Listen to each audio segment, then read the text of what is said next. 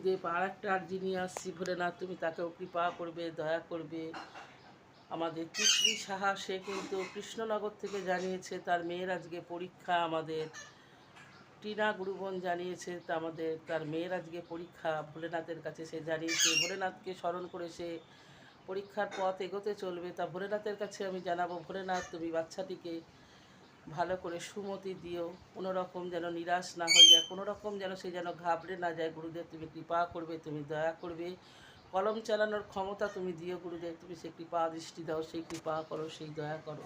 হে ভোলেনাথ তুমি কৃপা করো, তুমি দয়া করো। জাগো মহাদেব, জাগো গুরুদেব, তোমার আশীর্বাদের হাত তার মাথার ওপরে রেখো গুরুদেব। সে যে পথ নিয়ে এগোচ্ছে সেই পথ যেন তার যেন সম্পূর্ণ হয়। ভোলেনাথ তুমি সেই কৃপা করো, তোমার আশীর্বাদের হাত তার মাথার ওপর রাখো। ভোলেনাথ তুমি সেই কৃপা করো, দয়া করো। সমস্ত গুরু ভাই বোনকে জানাচ্ছি, এই ছোট্ট গুরু বোনটার জন্য একটু বেশি করে করে দয়া ভিক্ষা চাও।